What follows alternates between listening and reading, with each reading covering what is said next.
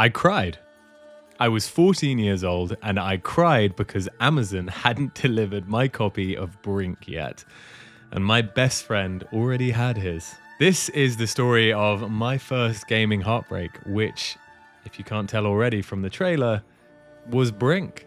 I just remember being so unbelievably hyped for this game.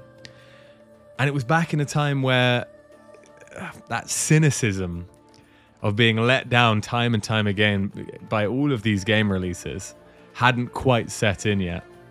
That beautiful early 2010s lens kind of falls over my mind's eye when I think about it. I didn't even care what the game was going to be. I just kind of, in my mind, thought up what it might be or what I wanted it to be, and then just hoped that that's what it was going to be like. And I was so excited for it to release. I think it was one of the first ever games that I pre-ordered, and it was right at the height of the parkour craze.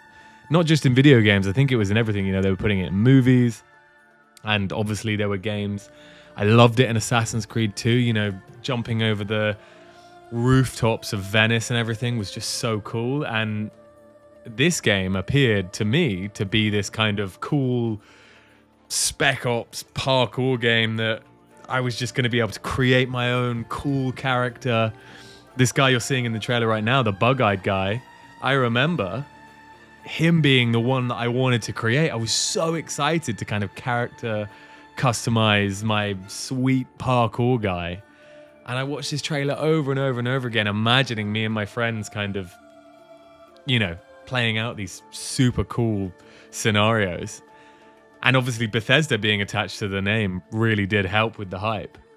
And one of my favorite stories that kind of revolves around this trailer is that my friend and I were so hyped when we first saw it. We were so unbelievably hyped that we were like, right, we're going to go and get out to the city, go to our nearest city. And we're countryside boys, right? So that was a big deal. That was a big day out.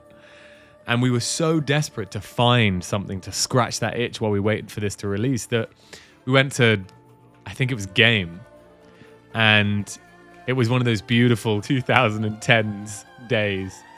Beautiful blue skies. Not saying that they don't exist today, but they were a hell of a lot more nostalgic when you were like 10. Well, how old was I? Like 13, 14 years old.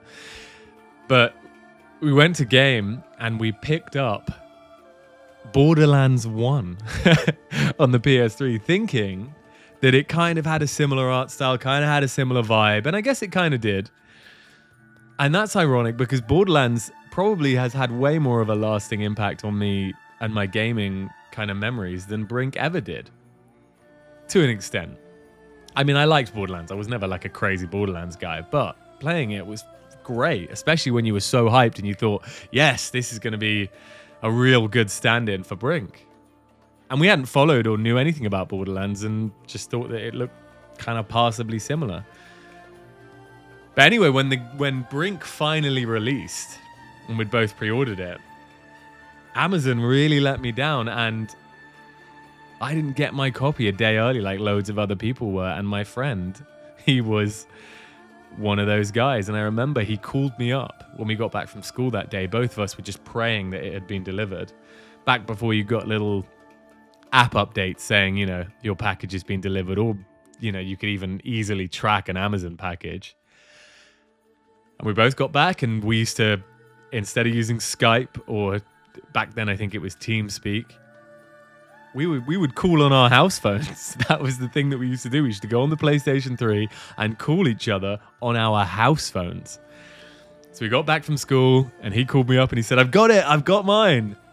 And I didn't have mine, and I remember crying actual tears. I cannot believe it thinking back on it.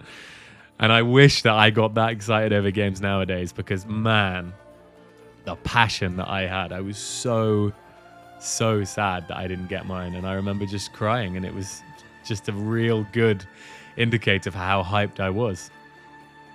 But of course, the real tragedy of this story is that, and maybe it's indicative of how disappointing the game was, I can't even remember really playing it. I just remember being so excited for the character customization, watching all the dev blogs, watching the trailers. I just remember being so excited for all of that stuff. I don't think I even remember playing the game. It was just so forgettable. I didn't really care much for that whole kind of like TF2 Overwatch. I mean, this is obviously before Overwatch, but that kind of style of gameplay, that team gameplay, I never really cared for that.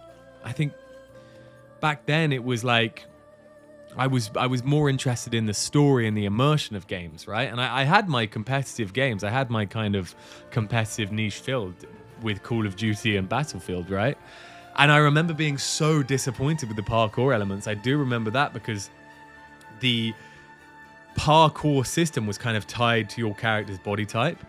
And I wanted to make that super cool bug guy from the trailer and be this sweet running around, sliding about, owning people guy.